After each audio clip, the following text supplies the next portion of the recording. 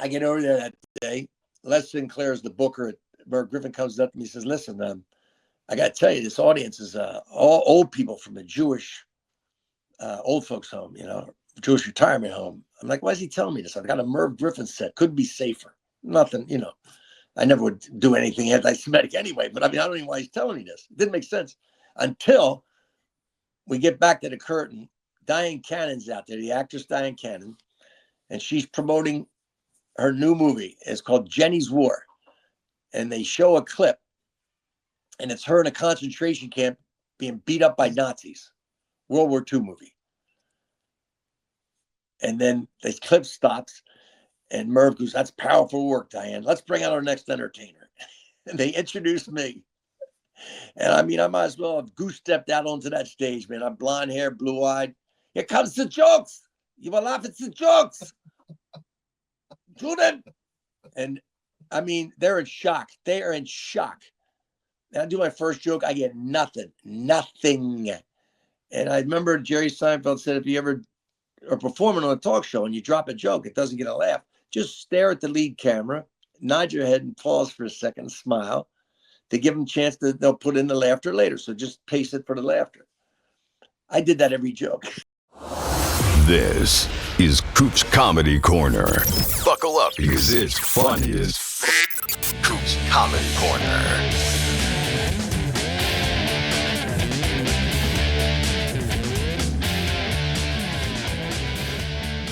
Welcome to Coop's Comedy Corner. This is episode number 10, and I want to give a shout out to my sponsors, Laurel Lanes. They're down there on Route 73 in Maple Shade. Laurel Lanes is the ultimate entertainment center. They have 60 lanes of bowling. They have a state-of-the-art arcade game set up. They have a private luxury suite. They have something for everybody, and it's great for corporate events. It's great for birthday parties or just a night out in town. And then they have a bar called Splits Bar and Grill, where I host a networking event called Cocktails with Cooper. And you can go there. They have great food, awesome drinks. They have an excellent happy hour every Monday through Friday through 4 to 7. You can do fun events once a month like karaoke and beer pong. And if you host a networking event, go there, host your networking event. And your first one, they'll give 10% back to the charity of your choice. So it's a great venue. Check it out. And when you're leaving, stop by Lickety Splits. It's their handcrafted ice cream place. They have excellent ice cream flavors. They have ones with alcohol. I actually had bourbon butter pecan, and it was good. So check them out. Go to laurelLanesNJ.com, and that's it. Anyway, talking about New Jersey, we got my buddy. It's funny. I was thinking about how I met my guest. And he's done Cooper Talk like 5 times. He was just in town. We met, and we got these subs that were humongous. And I think I had like 3 meals. And I figured out how I met him. Years ago, he was in a movie called I Am Comic. And the director, Jordan Brady, was on Cooper Talk in LA. And I knew Rich because I'm from New Jersey. And if you do comedy, everyone knows Rich Shydner. And I called him and he did my show. He even came to my Super Bowl party and I bought him Diet Coke. And maybe even been caffeine free. And my guest is Rich Shydner. What's up, Rich? No, I won't go that far. It's got to have caffeine. I got to have something in it, man. So I got to talk to you. Let's talk about the history of stand-up comedy. I know you just did a show at Laughing Skull Lounge, and then you're doing one in L.A. Well, tell me where you're doing it in L.A., because I saw you do a storytelling show at our mutual friend Bob Romanis, who played Damone at Fast Times at Ridgemont High, and you slayed it. It was before you came out with your book, and you were there with a little podium, and you read it, and it was a packed house. But tell me about the event coming up in L.A. Well, this is the Odyssey Theater in Los Angeles, and on December 10th.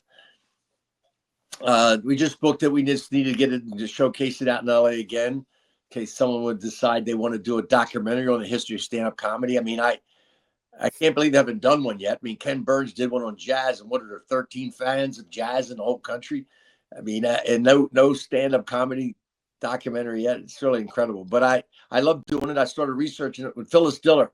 I became friends with her back in around 86, 87. She called me after like my 3rd Tonight Show or something like that. And we became friends, and she was a fan of the history. We were talking about who's the first stand-up comic. And she said, you should write a book about this, and we both thought it was Mark Twain. Then I'm researching and found out it was this man, Artemus Ward, who taught Twain, how to do stand-up comedy. He was the first stand-up. So I just got into it. And then there were a lot of other things that I found out about. I mean, I've always been thinking about stand-up comedy since I've been doing it, but there were other things. So, it's just great to see in the past. Joke thievery's always been here. The political correctness has always been here. Cancel culture's always been. There's all these things that we think is so new today or so unbelievable. But things have changed over the years too. So it's just fascinating to me. I love it. It's what I did for a living for all those years, and so I love doing it. So how do you start the research? Because as you said, going back to Mark Twain, it's not like, hey, let's go back to 1950. You're going back, and it is such a vast thing. Yeah. I had albums. I had a huge album collection, huge, hundreds of albums. And so all these comics, you think, oh, I'm a big deal now. And then you see these albums, you go, this guy thought that he was a big deal back in 1950, whatever, when he had this album out, and nobody knows who he is today. So it always fascinated me, the whole thing. I got into research of it. I read these books about jokes, countless books, joke books. Got into this guy named Gershon Legman, who was a joke chronicler, a dirty joke chronicler. And he had sort of a Freudian approach. He said, what you do in telling jokes, the kind of jokes you like to tell, says something about your character. It says something about your obsessions or fears, just the same as what the country's laughing at in terms of jokes. I'll give you an example. I don't know if I can do this one. I'll try it anyway. You'll tell me, no, you can't do this on this show, and you'll edit it out. You can do whatever you want. Rich, you can do whatever you want. The first joke that I ever told, and a friend of mine, she told me, I told it to her on the junior high playground, this dirty joke that I heard. I was fascinated with this joke. And then years later, I realized why. But anyway, here's the joke. A guy's having sex with a woman, and the woman's so big, the guy falls inside her, and he's crawling around in the dark. And he bumps into this other guy, says, hey, buddy, help me find our way out of here. The guy says, help me find my car keys. I'll drive us out of here. Right. So if you look on the face, you go, well, they're slamming women for having, a big vagina. But really, it's the guy expressing his fear that he doesn't have the adequate equipment to satisfy a woman. So that's what it is. And since I'm one of those guys, it's no secret that joke has been my favorite dirty joke for 60 some years. You know what's funny? You mentioned that, the Chronicle of Jokes. And do you remember, and I got them for Christmas, and I came from a conservative family. My dad was conservative, my mom liberal, and my mom was a Democrat, my dad was a Republican, but they're very waspy.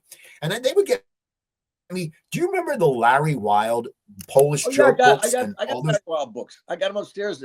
I have a huge, completely finished attic that's just shelves and shelves upon books. I can't even tell you how many joke books I have, but I have Larry Wilde. Of course I do. He had a lot of joke books out. And they're the ones about comedians too. He interviewed comedians. He had really good books of interviewing comedians too. So when you start doing the research for this, I want to tell you one more thing. One more thing. So that joke that I told you about the guy crawling around inside a woman, right? The big vagina or small penis joke, however you want to call it. That joke was done by the first stand-up comic. In 1864, he got in trouble in Sacramento.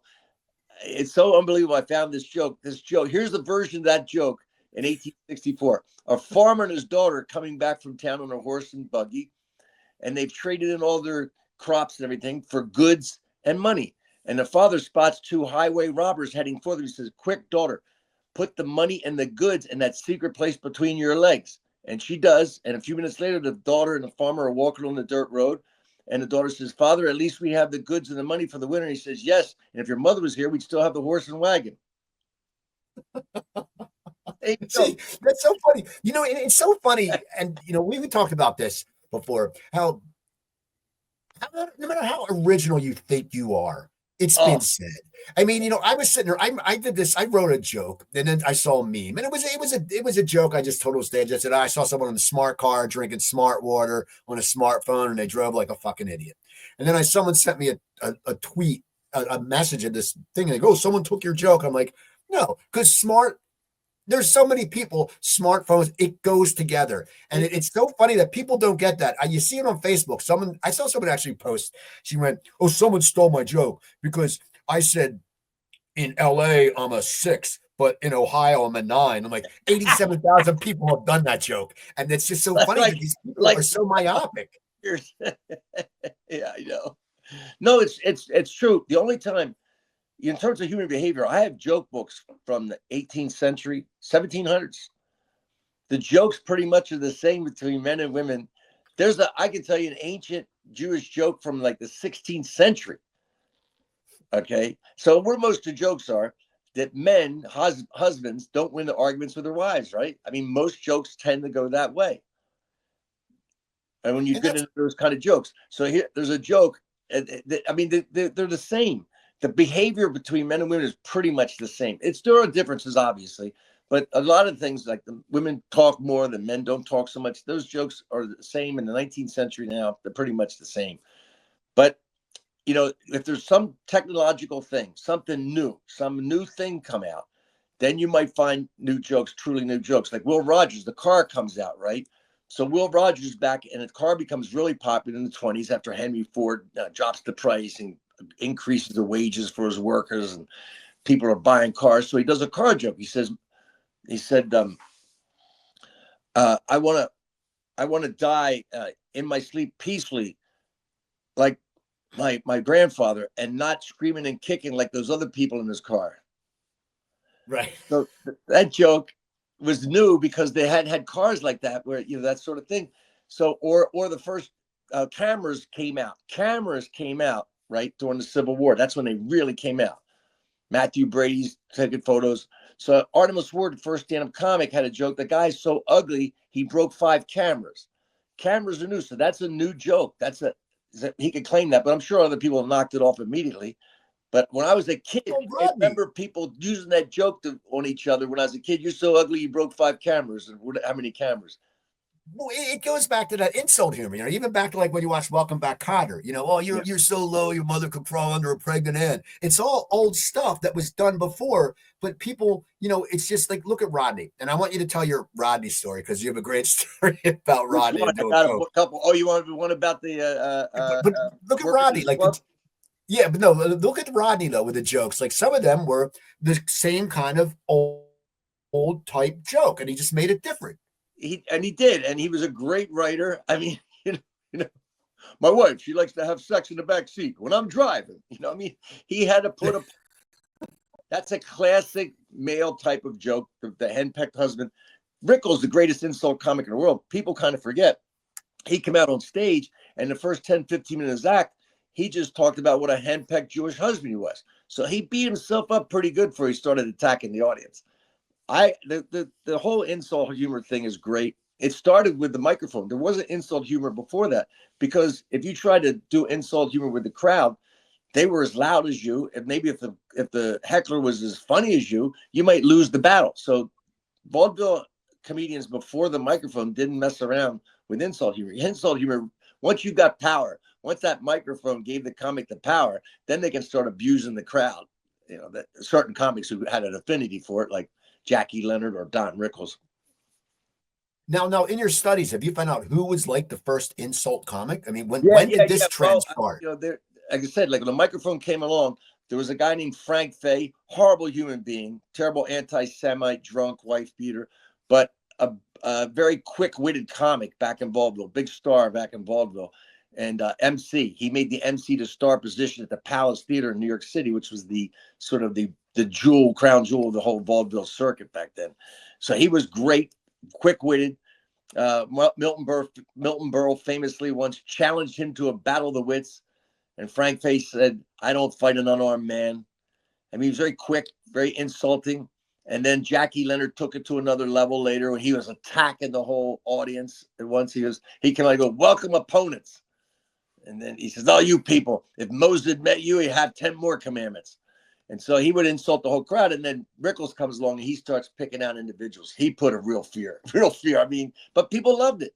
I thought, celebrities would show up, and if Rickles didn't insult them, they felt insulted. I mean, they weren't big enough for him to insult. I mean, it was a sort of the difference. Once somebody wrote, and I read this, between Jackie Leonard and Don Rickles mainly was Jackie Leonard looked like he meant it, and Don Rickles you knew was kidding. Right. That's a really important part. If you're going to do insult humor, the audience really felt with Rickles that he didn't really mean what he was saying, but he was funny.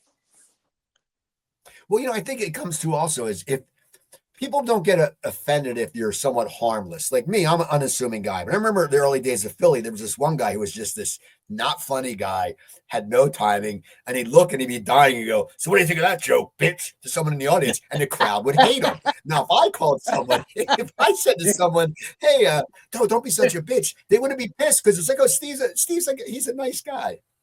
He goes, not only didn't he have any jokes, but he had lousy audience rapport. He doubled down on it. I got terrible jokes, and I don't know how to connect with the audience. I think I'm going far in this business. Exactly. Now, what got you into comedy? We haven't talked about this for a long time because you were back in the day. You were in law school. You're wearing the Gettysburg shirt. So what happened? What happened? I got seduced by the laughter, and I joined the circus. It was very simple. Thinking about this today, I'm opening up for Bill Maher in his last special. And I really wanted to, I've known Bill since 1979. I wanted to say something that it's meaningful to both of us before I bring him up. Part of it, what I was thinking today, and I don't know if I'm going to use this or not, but Bill always had a plan.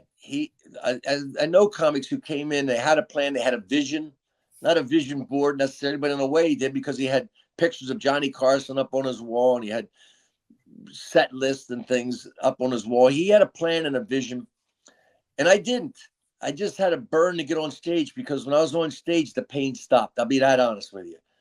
When I was on stage, I was in a place that my past and my doubts couldn't touch me. And there's no other drug like that I tried them all, and there was nothing like that. Nothing that shut those voices up in my head that told me what I wasn't and what I should be and all that other stuff. It all ended when I got on stage and was making people laugh. So I wanted to stay up there as long as I could. I mean, I used to do 2.5 hour, 3 hour shows back in the early days of the comedy boom, back in the early 80s, before the drunk driving laws changed and the club owners were selling as much booze to the audience as they could. They liked you being up there, but I just burned to be up there. That was my burn, to be up there. It wasn't as I got into the business, I said, well, I better do this if I want to do that. Everybody's doing that. I kind of followed along. I did not have a plan though, and I just where did you start out though? What was your first night? I think you were in DC, right? Yeah, I started Washington DC. A guy named Howard Vine, Howard was a classmate of mine in law school. And he said, you're always being funny wherever we are, in class, wherever, you're being funny. And so we came back from a Christmas break, and then January of 77, he takes me through the snow to this coffee house and says, you're going to do comedy. I don't think we knew to call it stand-up. I certainly didn't know it was a set that I was doing. I put together like 5 minutes of stuff. I was always writing things and sending them off to National Lampoon or Mad Magazine and getting them back rejected. I was always sending things to places. So I had some things written down. I went up and tried to perform them, and got one reaction at one point in my, I got heckled. Two guys were playing chess up front, and they just turned on and went, shh, they shushed me. That was my first heckle. and then because I was in there, I was the only comic that night. There were poets, and there were singer-songwriters. There was somebody who went up and did a dance. There was all sorts of talent. And one guy at one point in my little presentation went, huh, like that, like that, started to laugh, but no followed, so he just went, Cuts it off. Sorry, you're right, that wasn't funny. And but it was enough. And strangely, thing is, because you're making that transition. I didn't know it, but every comic, you, me, everybody, the first time you go on stage, you make that transition from being funny in the moment around your friends to being funny on demand in front of strangers. So I knew this person that went, huh, like that, had never seen me before, wasn't a friend, and found something I'd said kind of humorous. That was just enough to get me to try it again. And then I kept doing it. I started getting better. And then I even my story. I opened up my first time I opened up for a paying job in Washington D.C. Was the Child Herald in the fall of '78, and I opened up for the Ramones, which I didn't know. It didn't last long. That crowd got rid of me. Well, yeah. Tell me about that. Like I think knowing the Ramones, the last thing they want to see is a tall blonde guy. And you probably had a suit, you probably had a blazer on, and they probably went up and like, who the fuck I was in my Jackson Brown period. I had long hair and painter bib overalls, with a t-shirt. But there, it was punk. It was, I'd never seen it. Every angry young man from the DC metropolitan area was there. They were just, it was like, and I got up there. I didn't have a guitar. I didn't hardly had an act. I just had this little A to B to C to D. I didn't have any improv skills, or I didn't write any special punk material. I didn't even know who the band was I was going to open for. And they started throwing beer at me, and I just stood, because I bet the club owner was a drunk, further along the line than I was a drunk, and he bet me double or nothing I wouldn't make 5 minutes in front of him. It was funny to him, and until the beer was flying, and because I was a small little stage, like a 6-inch plywood riser, and beer's flying, and amps are up there, the drum kit, he's back there waving the money. Come get your money, asshole. And I left, man. I didn't, it wasn't like, thank you, good night. I was soaked, man. And I get back, and there's no dressing room. There's just the kitchen behind the bar, right? So I went into the kitchen with the club owner, and the Ramones are standing there waiting to come out. They got their guitars and leather, and the Ramones. And I come back there, and I'm toweling off. I just got beer everywhere. And one of the Ramones looks at me and goes, "Cool act, man." Like, that's what I do. I love people throw beer at me. Beer sales go through the roof when this act goes up. But here's the funny thing to me. So Mark Schiff and I put out this book called I Killed around 2006. You've seen the book. It's all these road stories or showbiz stories, and so we get reviewed by the New York Times. Then the Washington Post says they're going to review it, and then the reviewer, the book reviewer, calls back and says, I can't review this because the music critic at the Washington Post said there was no opening act for the Ramones. And I said, I can't find the guy who was my friend, the bartender. I don't know where he is now. I can't get any proof I don't have any proofs. It bummed me out. And then about a month later, he calls you back and he says, I apologize to you. I want to put the music critic on the line. So he puts a music critic on. The guy goes, I thought there was no opening act, but my wife said, "Oh, there was a disturbance at the front of the stage." That should have been my, like, if I ever had the first the comedy special should have been that disturbance at the front of the stage. That was it. So okay, so you're down there now. When do you make the move to New York? Because back then, was Garvin's around when you're doing it? Was there any club? So El Brookman's, a place called El Brookman's opened up down in the southeast, and that's where and Lewis Black showed up, and Ron Zimmerman, Kevin Rooney, and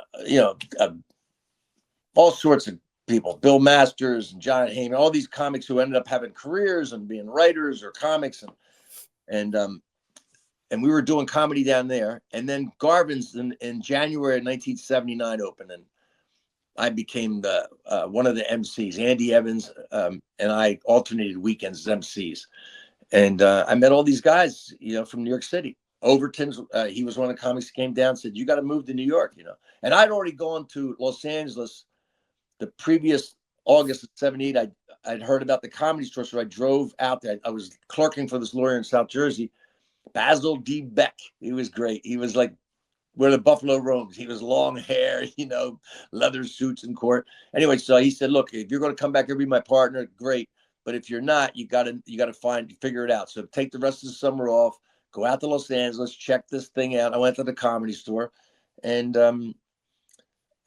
spent a week, 2 weeks in the Comedy Store, the main room. That I don't think the main room was, it was the original room, and I would go down to Westwood, and my friend out there, she was dealing a lot of weed, big weed, and so she'd give me like lots of joints, and I'd just grease the doorman joints to get in.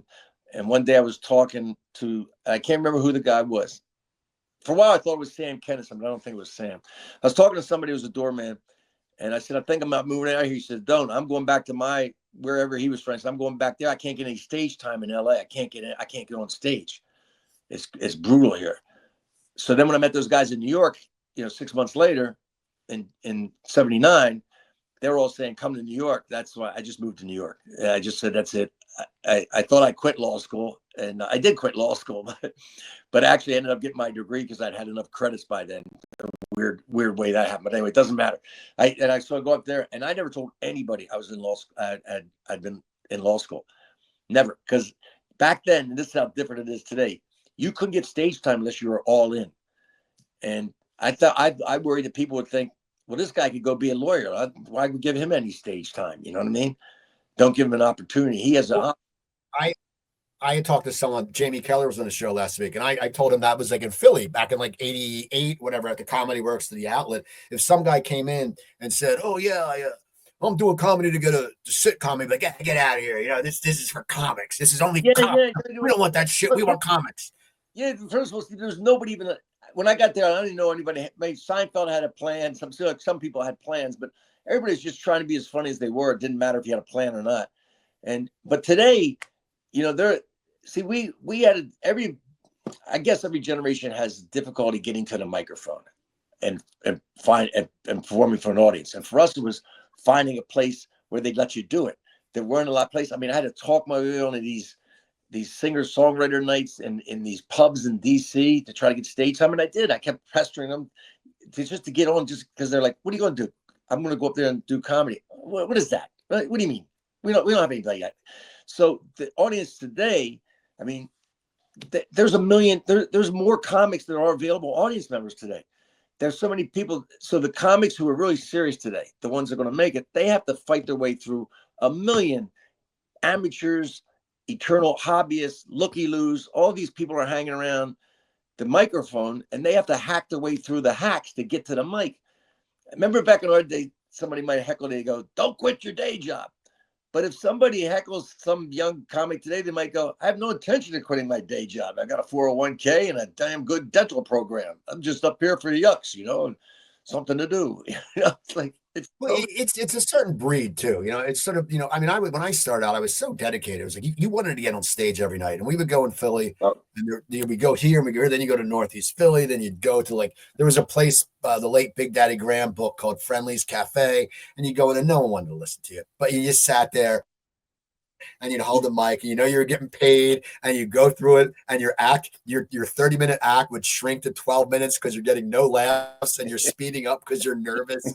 But we just did it because once you got off stage, you felt like shit. When you have the bad set, you feel like shit. But then when you got in the car and drove home, you were like, all right, no, I'm doing this. I'm doing this. Yeah, it's all, and instinctively. I think everybody knows instinctively. It's all a function of stage time. You can't practice stand-up comedy to home by yourself and then come out and do what you practice. Really, you can't. And it's a dance with the audience. It's a dialogue with the audience, and it's the only art form like that. You can practice dancing at home, then come out and then wow them with your dance moves.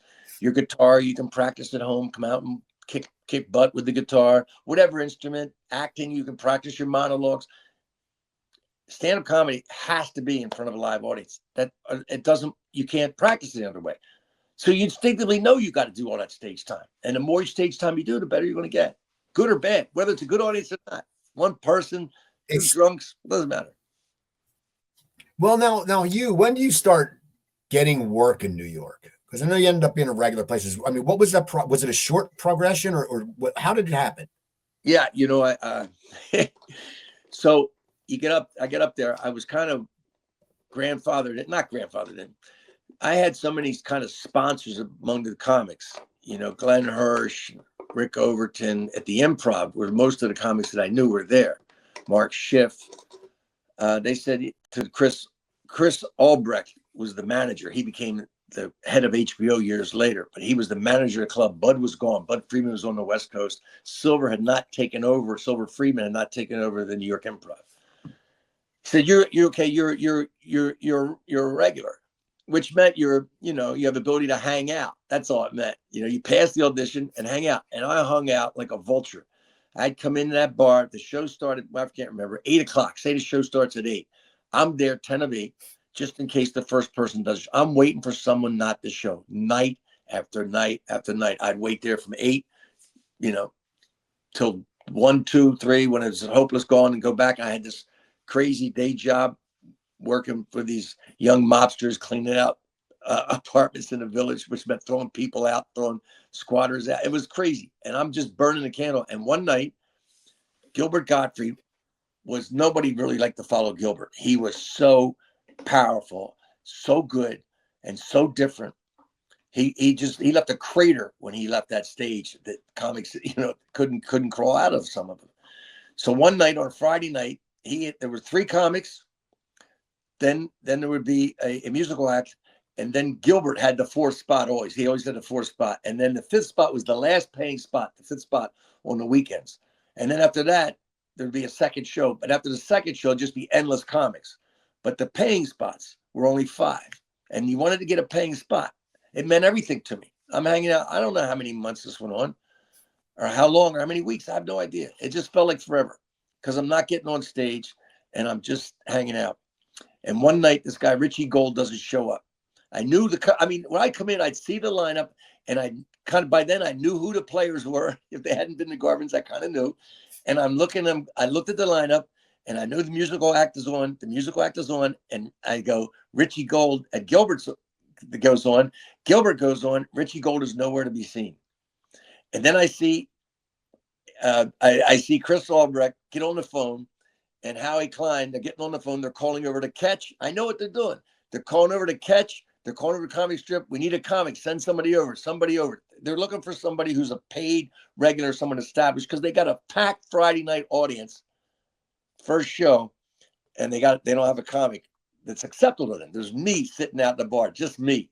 Because none of the other comics are coming because there's no spot available for them. They know they're not going to go on the first show, but I don't care. I come anyway. You see what I'm saying? None of the late night comics, they'll come to the second show and hang out a little early because they might have to get up earlier in the show than they're planned to get up. But there's nobody coming to the first show because you don't have a chance to get on unless somebody doesn't show up. And Richie Gold doesn't show up. And finally, Chris Albrecht, I'm never afraid, he comes down. Him and Howie Klein come down. I mean, they're like coming down like, can you save the ship? They come down and go, can you hold this audience? And I know exactly what they meant, man. Can I go up there and not bite it so that the audience, I go, yeah. They put me up and I did the job. And they go, I come off, they go, you're paid regular. And as stupid as that sounds now, this is 1979, as stupid as it sounds, I went back to my little dirtball apartment down in the East Village. I was like, yeah. That was a step. And then from then on, they're giving me paid spots. And then I moved, I'd followed Gilbert for a long time. My weekend spots were always following Gilbert.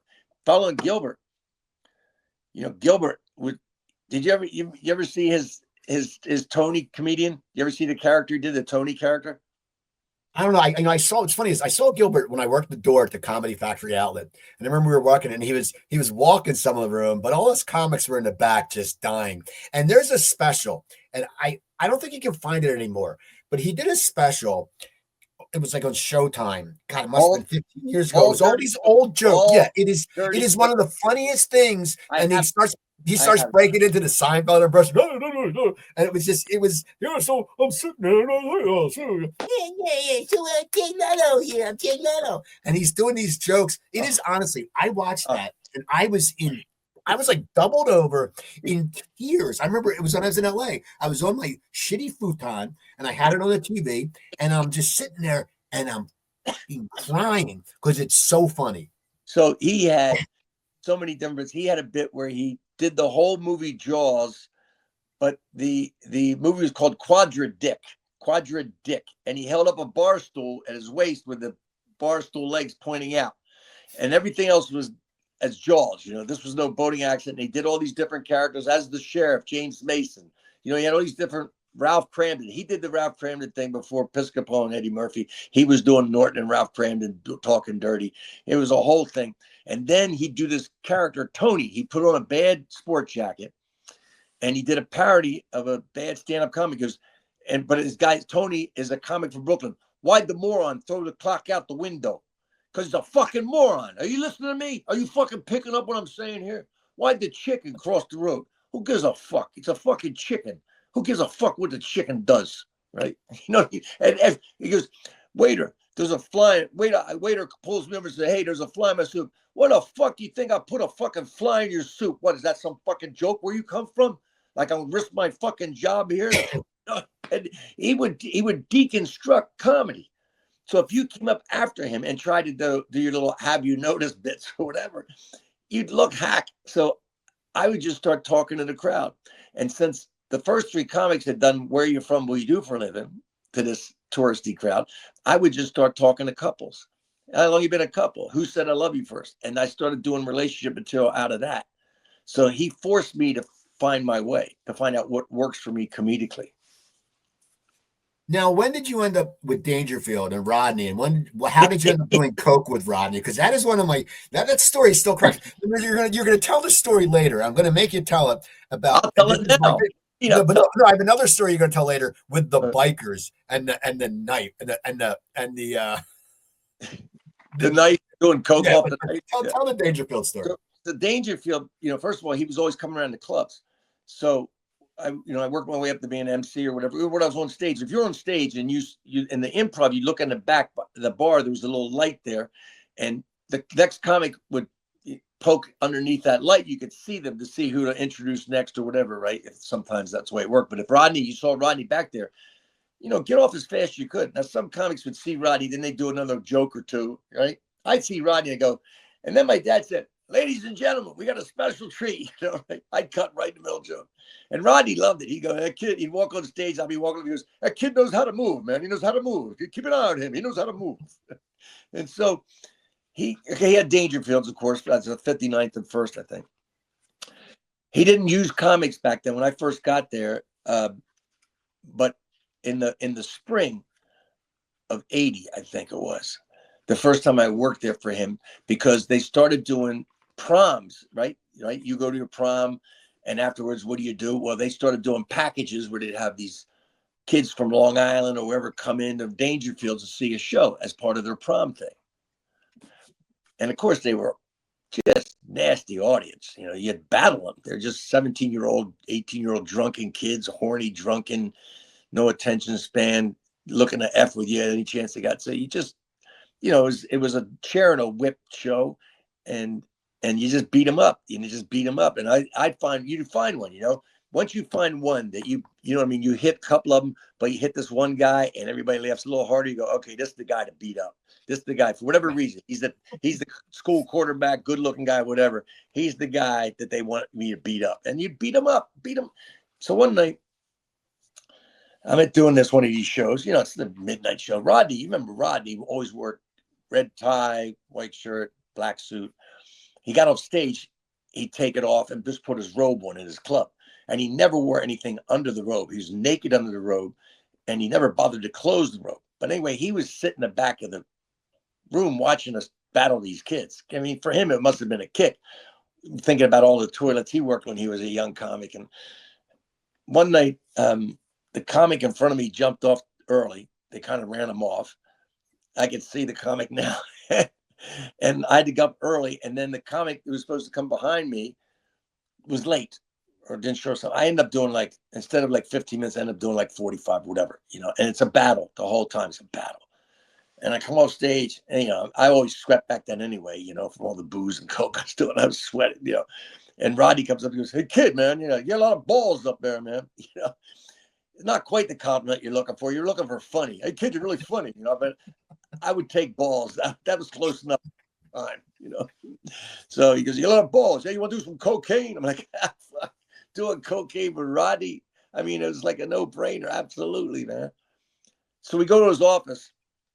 First of all, he gives me, I used to wear these old suits, old 50 suits and bowling shirts underneath and ties and weird. And Rodney had these ties. I still have 3 or 4 of them. He gave me a big handful of ties. He said, "They give me these ties. You're my friends, your fans. Give me these ties, but they got shit on them, man. I can't wear them. I'll just take these ties." But anyway, we're doing coke, and I'm sitting there with Rodney, and of course you're going to ask him for advice. I ask him for advice. I said, "How can I get better?" He said, "You got to listen to yourself. You got to tape yourself. You tape yourself and listen to your sets." I go, "Nah, I used to, but I can't stand the way I sound." I mean, I can't stand the way I sound. This is the truth. I wasn't lying to him. I can't stand the way I sound. To me, I sound like such an idiot. And I tell him that, and he goes, "Well, of course you're an idiot. You're a comedian. What do you think you are, a brain surgeon? You're a fucking idiot." So he says, "You tape yourself because they'll tell you what's funny. They'll tell you what's funny about you. They're telling you that individually they may be orangutans, but as a group, they're genius." He's talking about the audience, and we're doing coke. First of all, the first thing I noticed about the coke was it was much different coke than I had. It was like celebrity coke. This was great cocaine. The stuff I was snorting was so cut with baby laxative, it kept you more regular than anything else. You'd snort a line and take a dump. But this was good. And the other thing I noticed was that we were snorting the cocaine off a glass table, and every time I bent down to snort a line, I could see Rodney's nuts hanging underneath the table. So that was my real lesson. There's no such thing as free cocaine. It's a, Now, but you got sober. these stories. I mean, Robert Schimmel had great stories about him, and I had those. And he was just, we loved him. And I think he loved young comics. He loved doing those young comic specials where he broke all those comedians and stars. And I think our generation just loved him. He was something that you'd watch him and you go, wow, I remember having this cassette, and then even watching the movies like Easy Money and stuff like that. You just liked him, and I think because it was like he was an underdog somewhat, and I don't know what it is. It just you associated with him. If you read his book, I mean, he had a real Dickensian childhood. It was really horrible. He got abused, and but he was true to himself. And Rodney was, I mean, every generation, there may be one older comic that everybody kind of latches onto for different reasons.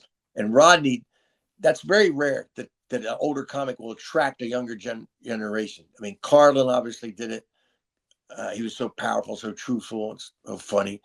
And Rodney, he sort of represented the hypocrisy or the illusion of the American dream, right? You can be anything you want. Steve, you could be president. Richie, you could be anything you want. No, you can't. And Rodney, with that, loser attitude and mentality, he sort of parried it. He parodied the whole thing. And I think that's why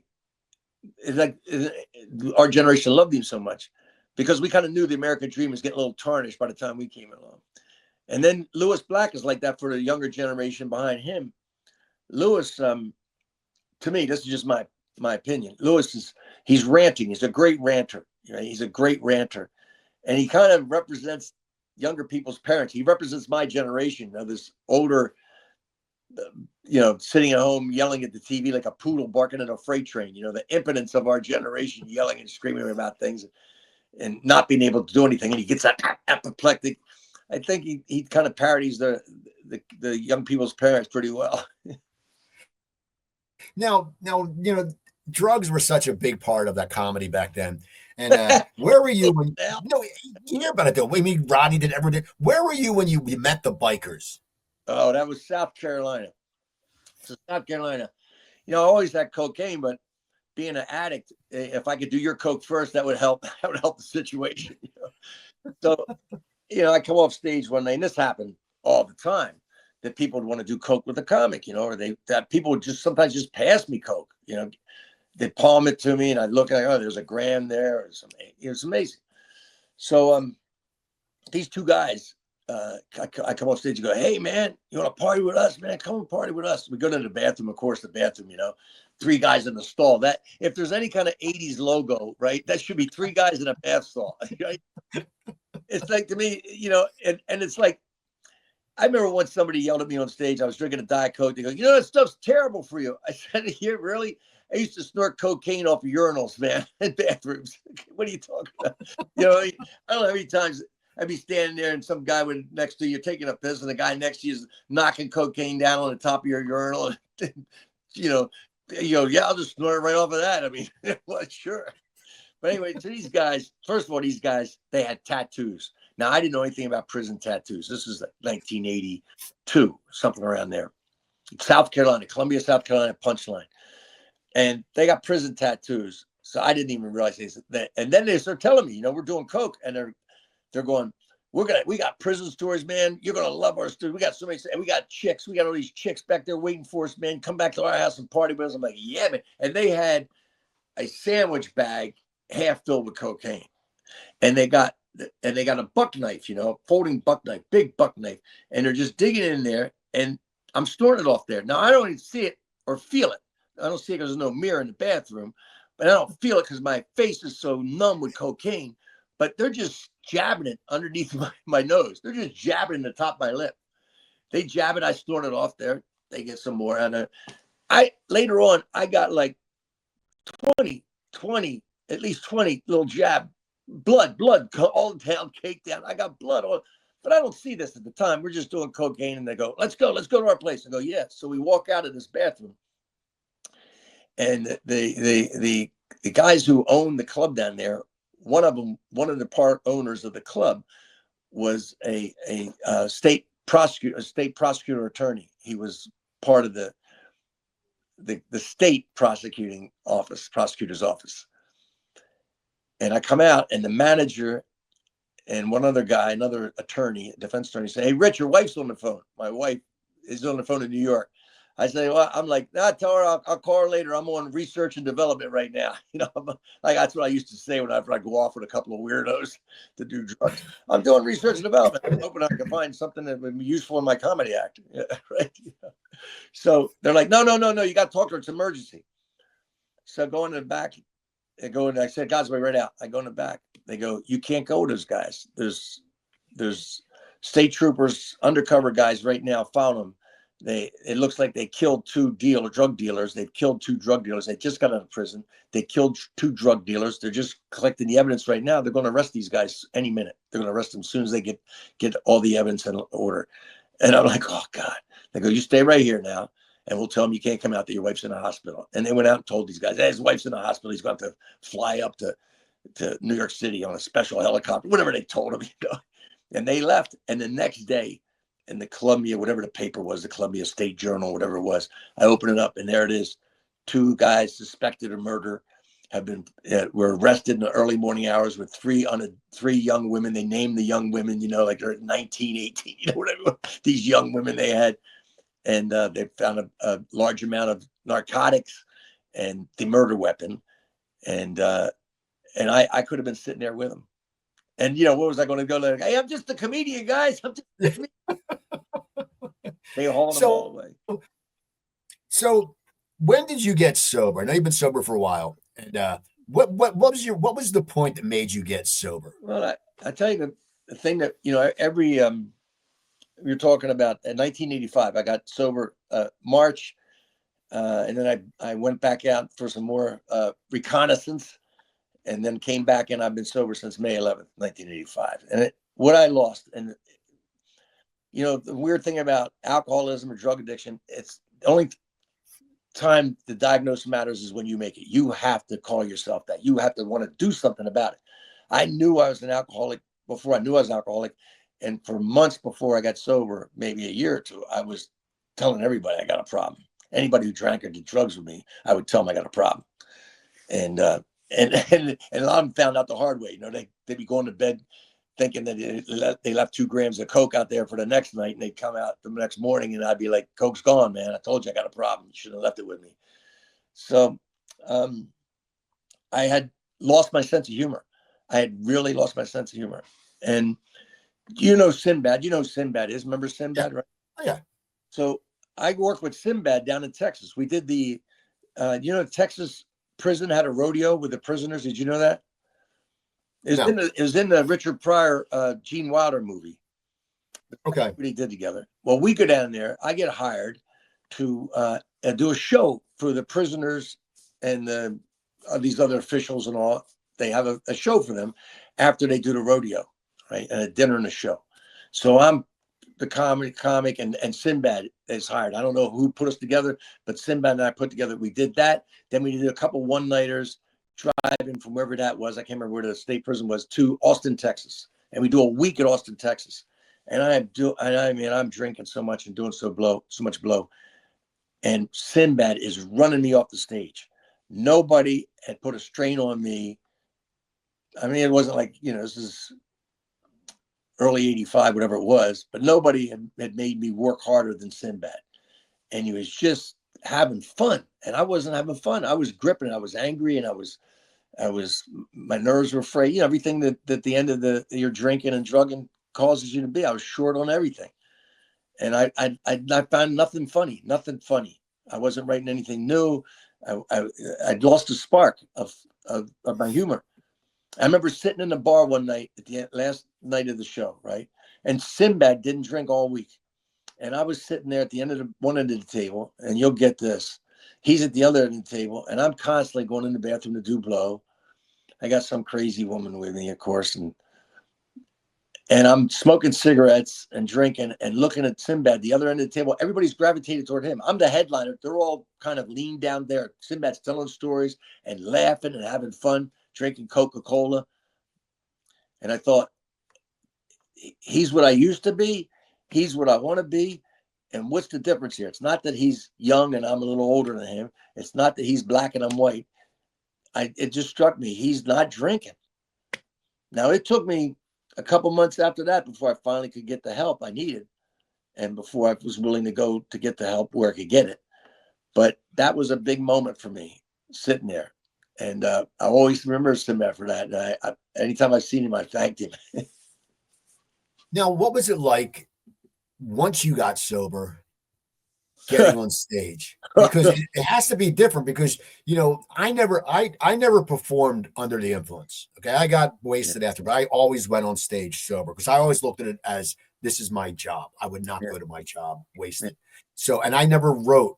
I remember I was doing a gig at the Casbah in Wildwood, and I was smoking pot after a show, and I just know the stupid bit, and we were just stoned, and I said, how, like, oh yeah, Roseanne Barr, put someone airbrushed a hoagie, something stupid, and we're laughing. So the guy goes, do that joke the next night.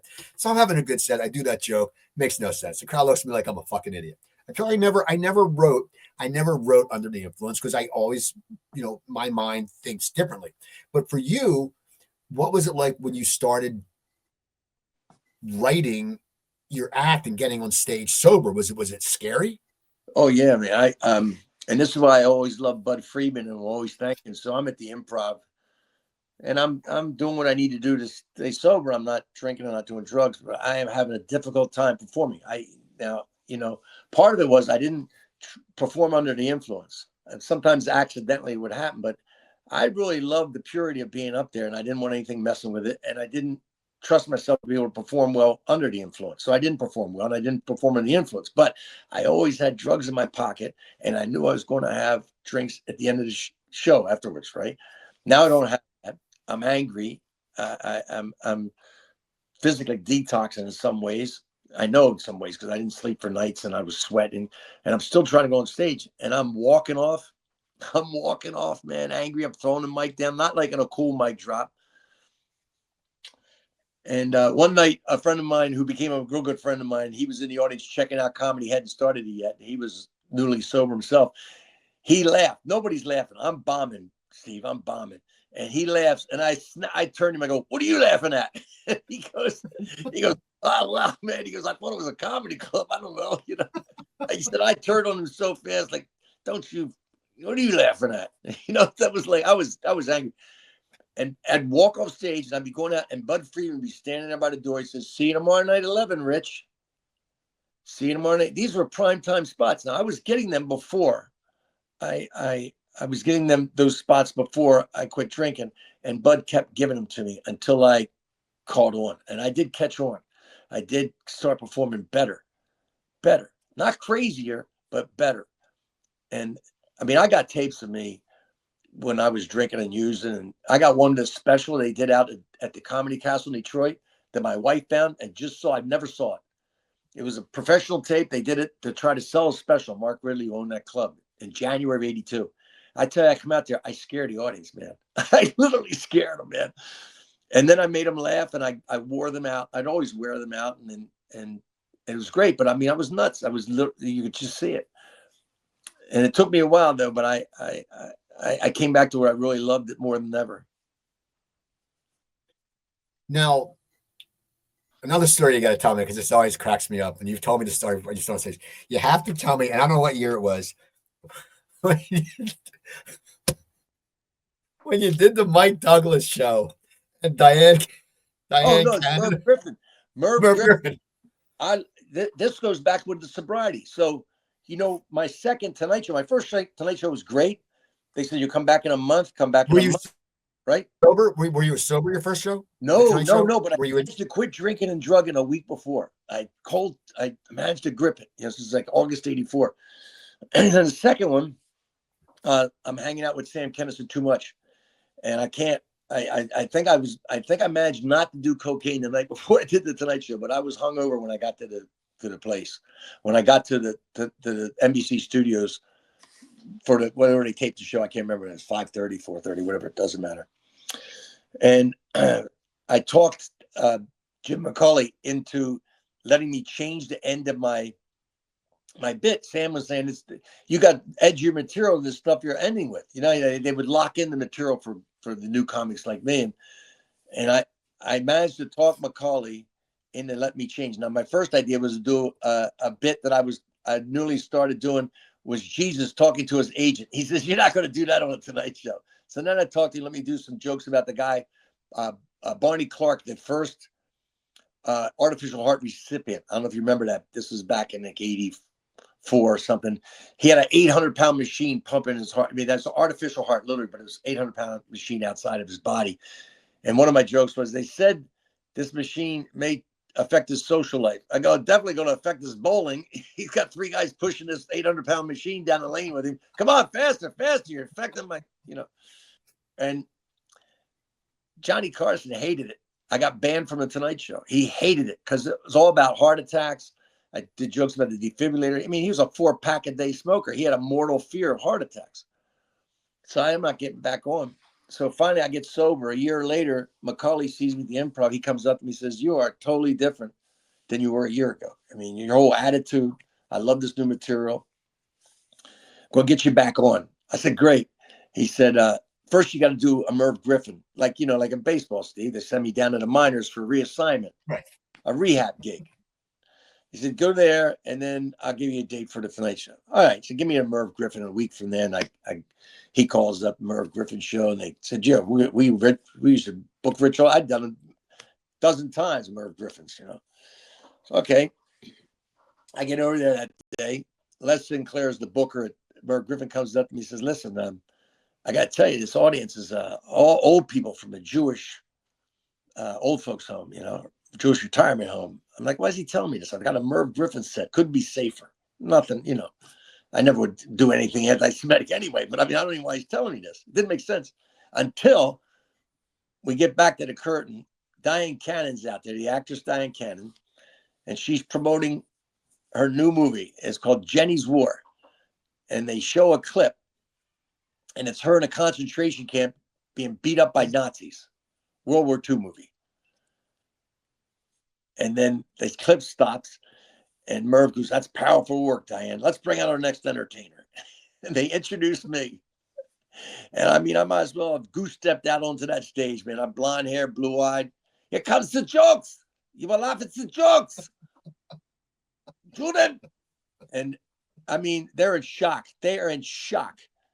And I do my first joke. I get nothing. And I remember Jerry Seinfeld said, if you ever are performing on a talk show and you drop a joke, it doesn't get a laugh. Just stare at the lead camera, nod your head and pause for a second, smile.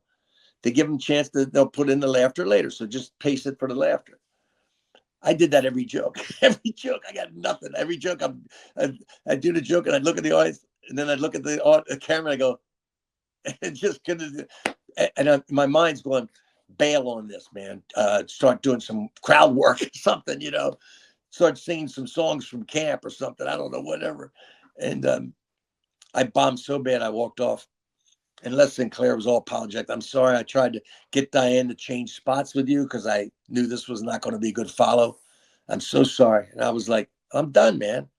I mean, that was my rehab back. That's like, you know, the Phillies send you down there to do a rehab and you get 12 home runs in half an inning. You know, I mean, what the hell's?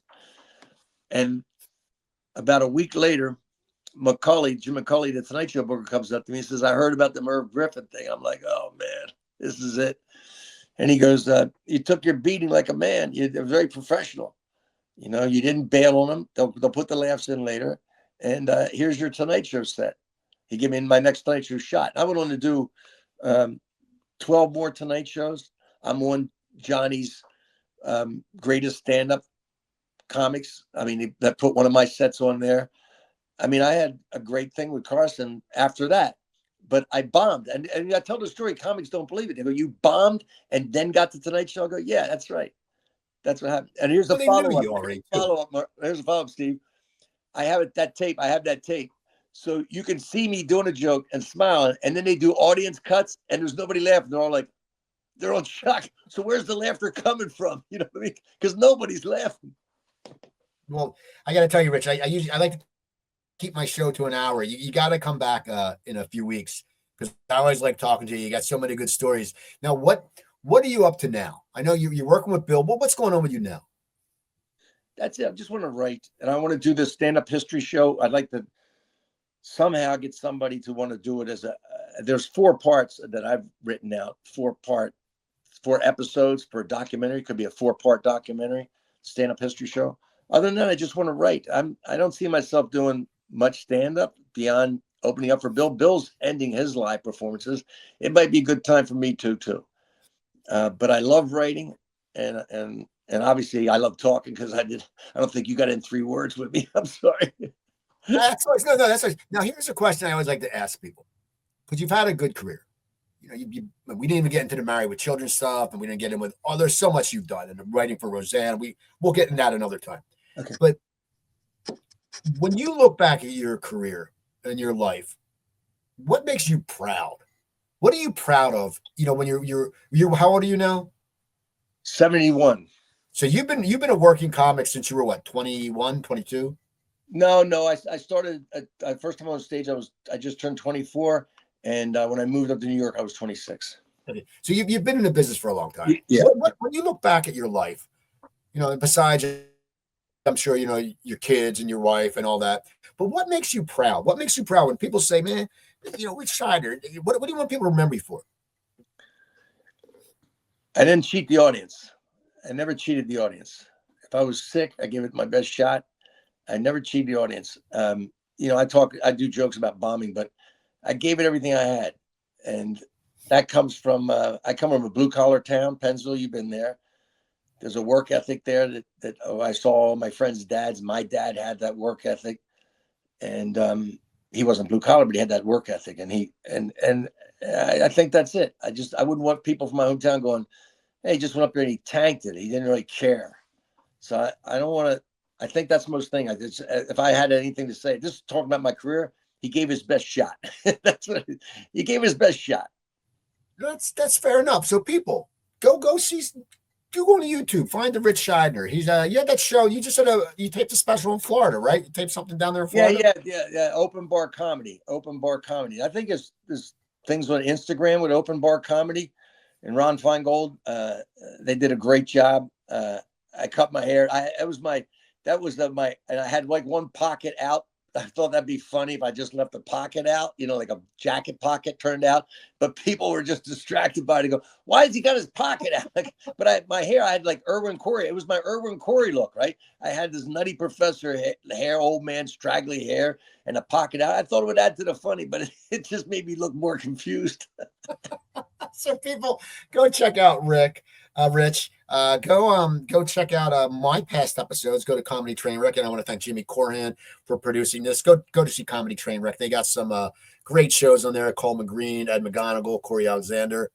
Go to YouTube, look up the Coop Tank. That's my business podcast. I host a panel of 3 different local business people, and we talk about industry and what motivates them and what makes them tick. Also, if you go to coopertalk.net. You can find some old episodes of me and Rich there. You can find 1,028 episodes. You know, I've had over 60 members of the Rock and Roll Hall of Fame on there. So check that out.